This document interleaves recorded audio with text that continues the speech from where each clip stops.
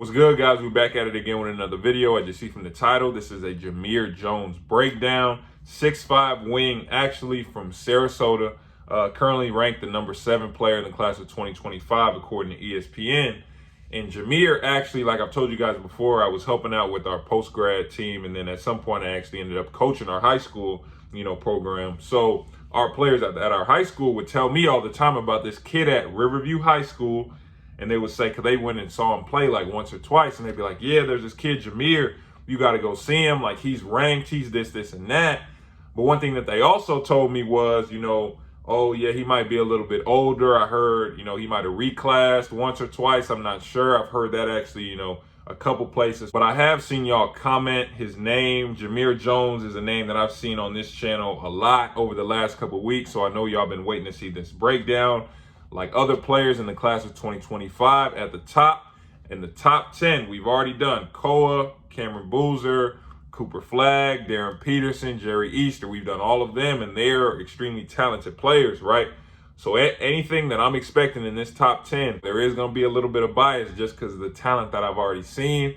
I know you guys have been waiting to see this. Let's jump into it. Jahmir Jones. Jahmir Jones, a 6'5" wing, has great size for his age. He utilizes his body type to get downhill and attack the rim, but there are times when he can get out of control. There isn't a lot of time wasted when he gets the ball. He's trying to get you on his hip, get the bucket, or the foul. He also uses his size and athleticism on the defensive end. He got beat here, but he was still able to recover and elevate for the block. I want you guys to take note of how many good looks Jahmir created for his teammates on this one possession. At the 3 and 4 spot, he has good vision and playmaking skills and always seems to find the open man on the floor.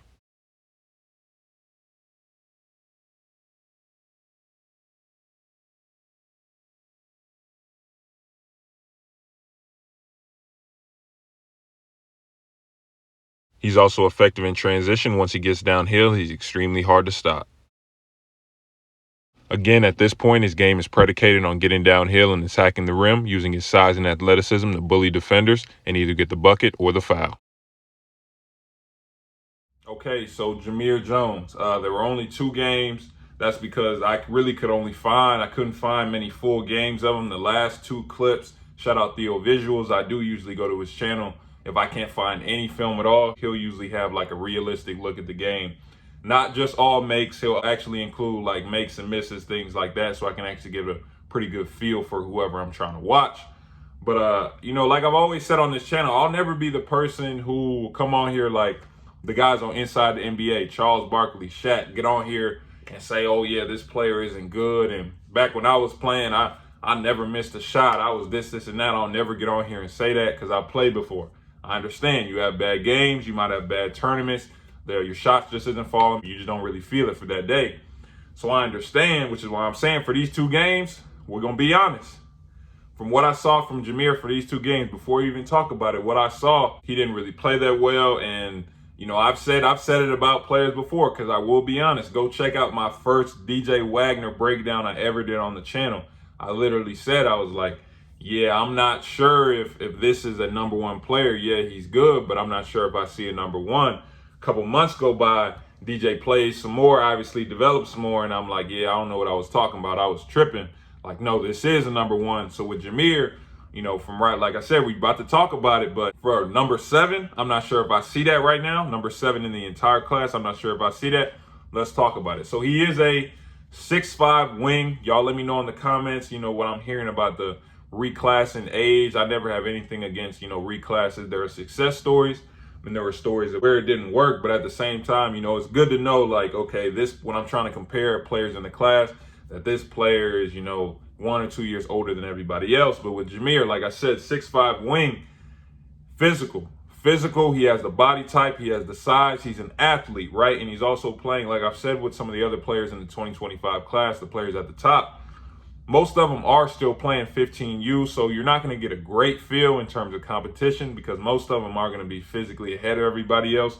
That's the same case with Jahmir, but his game right now is predicated on him using his size, right?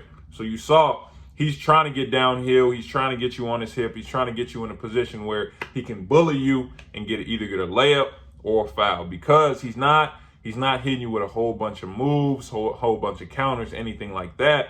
It's just when he feels like I'm in the half court and I have somebody guarding me that's smaller than me. He's not crazy quick, first step crazy. All he gonna do is rip. He gonna take a dribble. He gonna try and bump you. And most of the time, because of his size, people are gonna move and he's gonna be able to finish, or he's gonna get fouled. For the most part, his ability to attack the paint was effective. There were times, where he would struggle with length inside. I think it was actually Jermaine O'Neal Jr. Gave him some problems, and somebody else in the other game. But that'll just come with him learning how to use that size at all times, not just sometimes, at all times. Use your size, use your shoulder, put your shoulder into somebody's chest and push them back. So when they want to block your shot, you're not just going or you're not fading. No, I'm creating the contact and I'm finishing through him. So that way he won't have many problems, anymore with scoring around length. His size and athleticism also help him in transition. You saw it once he gets out on the break. When you have a player that big, 6'5", he looked 205 to 215. When you have a player that looks like that size coming downhill at you, especially in that age group, there aren't many players who are going to be able to stop him. Defensively, there were lapses. He might get beat here, or I might see him, lagging a little bit here, but he can recover. I showed you he might get beat, but he has the athleticism. He can recover. He can block shots. So defensively, he can still make a difference on the floor. And even when he's not scoring, this is part of the reason why Jameer is still ranked so, highly. He can pass. He is a playmaker. He can make the right play. And most of the time, granted, like, he didn't take a lot of jump shots. Like, he didn't do a lot of, crazy, not trying to rock you and try and shoot some side step or really beat you off the dribble crazy and try to finish some crazy lay. For the most part, it looked like he was picking his spots. His spots were, I'm trying to drive and bully you, but it looked like he was picking his spots. When he was open, he would take it. But for the most part, he can find his teammates. Like, I'm watching him in the half court. Those are 3 times in one possession where he got a great look for his teammates, ended up getting a 3 from it. But throughout the entire game, I would see him finding his teammates, making the right play. It was just that offensively, like I said, when he would pick his spots, it would be more, okay, I'm trying to just drive. And you saw sometimes he gets out of control. The defenders will just start sliding over because he will jump sometimes on the passes. You saw he gets the charge, or sometimes he'll just try and bully too much and try and force something. It didn't look as easy, as it should look for a player that, is ranked that high. Again, like I said with DJ, like, I'm ready to change my mind. Like, if anything, when I'm saying it, it's never in hate. It's more of, okay, I need to watch you some more. Let's go out there, have some performances to make me get back on here and be like I said with DJ, like I said recently with Caleb Foster. I don't know what I was thinking. I don't know what I was watching the first time. Maybe it was an off game and, maybe I just chose the wrong one to watch. But like I'm saying, I'm always looking for somebody to prove me wrong. It's just in these 2 games that I watched, I didn't see the hype that I've heard. Basically, that's basically all I'm saying. But again, I'm looking forward to him proving me wrong. Like, share, subscribe, turn on post notifications. Appreciate you guys watching. Remember, if you want the one-on-one evaluations, breakdowns that go on the channel like these, like this one, hit the website in my description. Like I always say, appreciate you guys watching. I'll see you guys next time for the next video.